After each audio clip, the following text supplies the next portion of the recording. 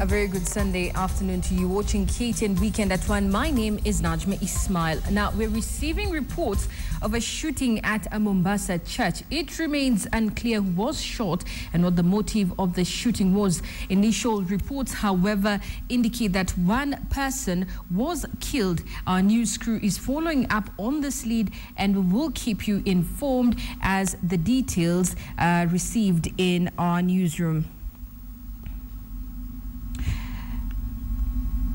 Moving on now, Rongai. We now move on to a story in Samburu where in August last year we brought you the story of Elizabeth Nanguta, a woman from Barceloi, Samburu, who was then an expectant mother. Now, Samburu is a county where most maternal and newborn health indicators are lower than the national average. We followed Elizabeth to know what happened since August and what the community stands to gain from a healthcare project initiated by 3 corporate bodies. Dorcas Wangira has that story.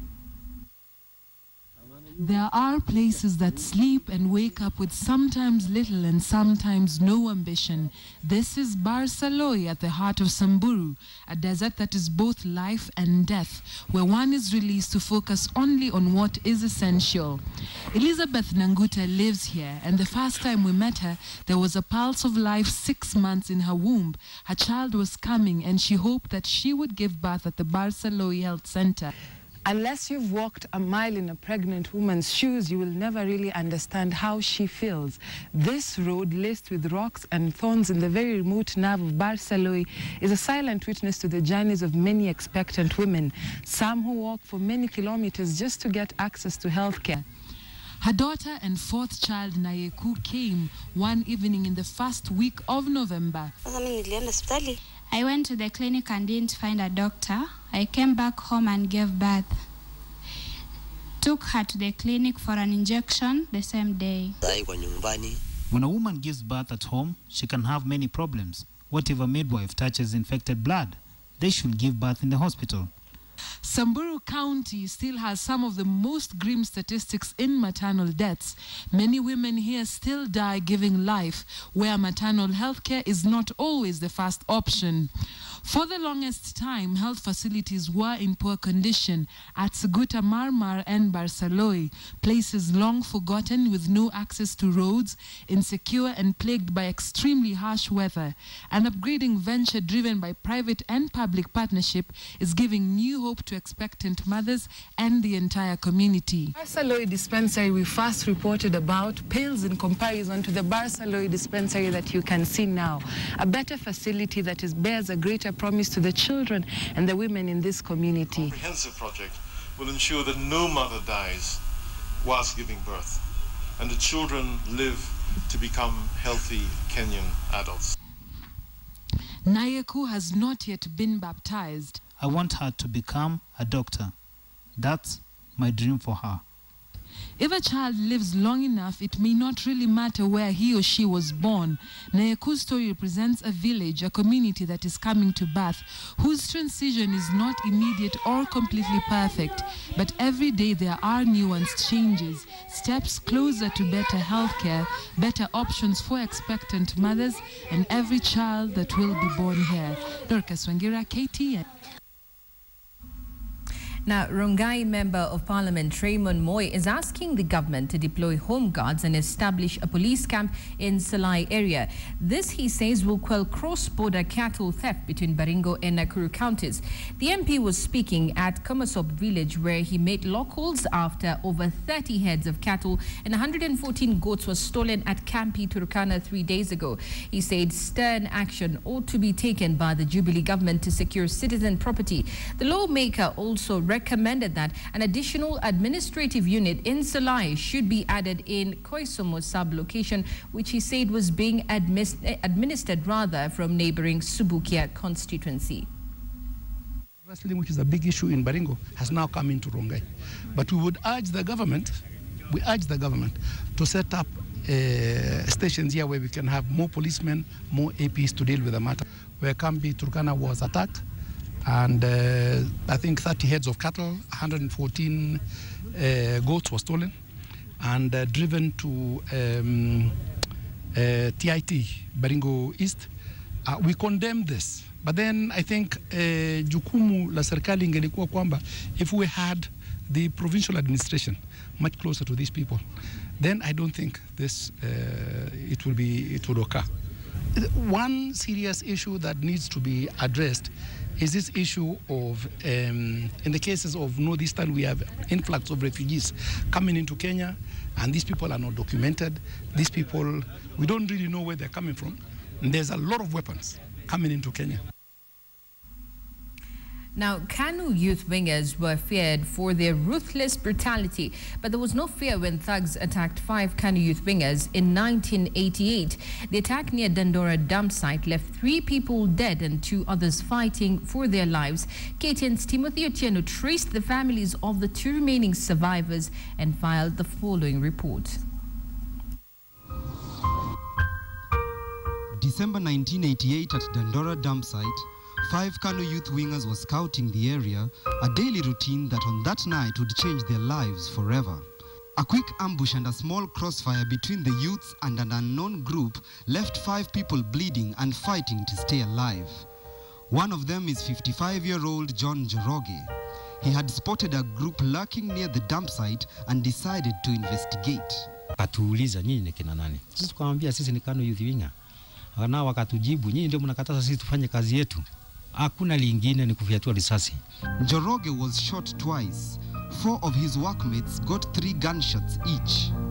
Sinaona hii shimo ni ya risasi. Iliingia sasa ikaja ikakaa nini? Ikakaa kwa kifua. Ambayo nilifanyia upasuaji katika Kenyatta. A bullet fractured his right arm and in the process dislocated the joint, forcing him to accommodate a metal plate connected with 7 screws at the joint.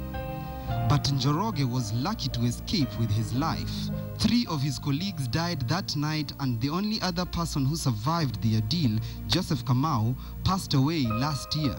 His 34-year-old daughter Helen is left with pictures of her father's burial that she now cherishes as her source of solace.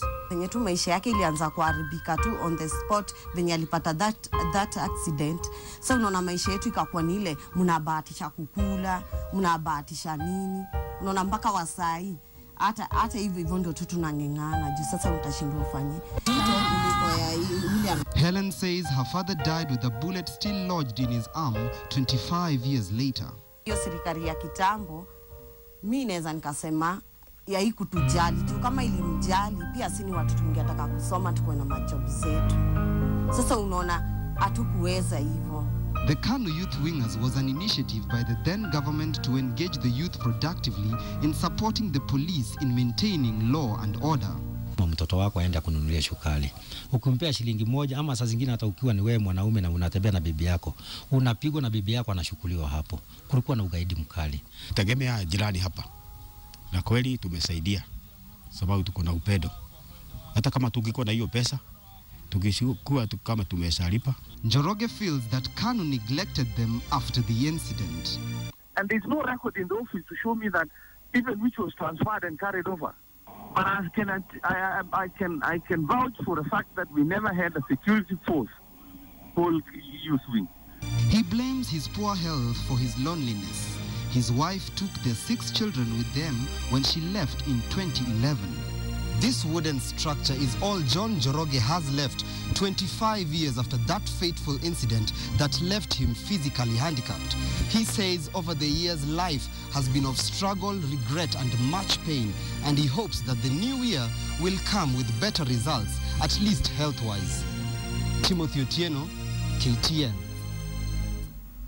Sad story indeed there. Now, the Orange Democratic Party, ODM, has suffered a big blow in the quest to retain the Kajiado Central Parliamentary seat after a section of the county party leadership threw its weight behind one of the TNA candidates. Led by the county chairman, Mr. Peter Ole Mwiko, and the Secretary General of the Central Sub-County, Daniel Naikuni, the more than 10 leaders said they have decided to go it that way after being neglected by the party headquarters supporters, and in a show of solidarity with their opponents clad in TNA shirts, the members attended the launch of Anthony Kiroken, a Kenyan Wildlife Service pilot who was launching his bid to contest in the TNA nominations at his Enkinyi home. Ambao wameanza kulalamika kwamba kura itaibiwa, tunataka kuhakikishia kwamba democracy will carry the day, fairness will be the business of the day. Hii timu yetu ya TNA original inabeba kila mtu, inasimamia amani. Nimesimama katika chama cha TNA na nimesema ya kuwa nitapeperusha bendera ya TNA na niko imara katika chama hichi, na katika mambo ya clanism pande hii safari hii tumesema hakuna. Tunasimama katika party, tumeeleza watu wetu wote, supporters wetu ya kuwa ni lazima turudishie president wetu Uhuru Muigai Kenyatta shukurani kwa ile nafasi ambayo alitupatia kwa kutupatia cabinet secretary. Now, thousands of people continue to stream to Standard Group Center for the presenter auditions. Over 6,000 people applied for the position on KTN, hoping to be the next big thing on Kenyan television. We spoke to some of them. Sunny. I'm feeling tired, but I hope I'll make it. This is a good opportunity for us as youth to show what we have and to show what you're made of. And I think it's a good opportunity for me personally to be able to achieve my goals. Really, I'm looking forward to having a good job. News anchoring is something I look forward to doing. It's a fun job. My expectations is that I can be able to expand my capabilities as a news anchor if I possibly get the chance to, and I'd be very thankful. Actually looking forward to be a presenter and be part of the team, KTN that is.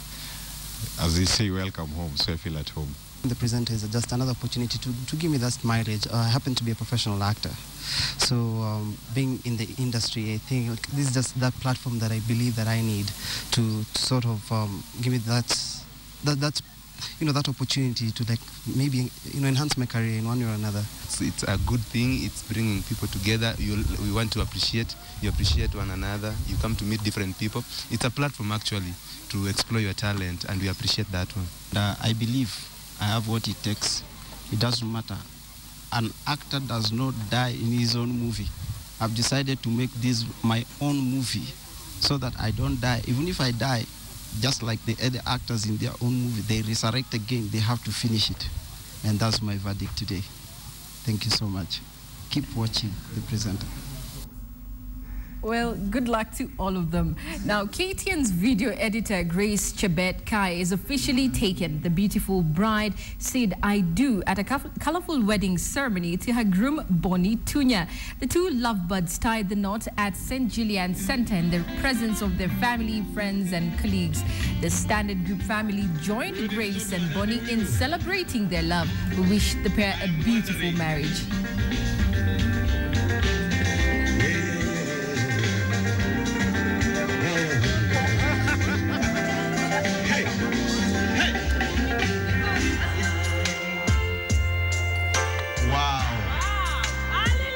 Just one look at you. As I can imagine.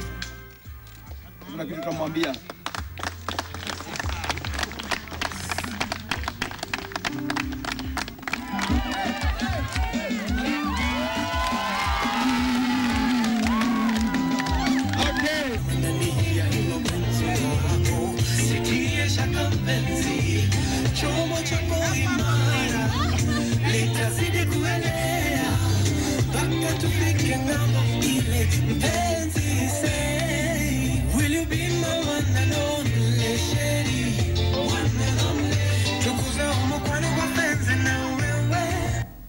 Now, thank you very much for watching KTN Weekend at 1. My name is Najma Ismail. Enjoy the rest of your afternoon.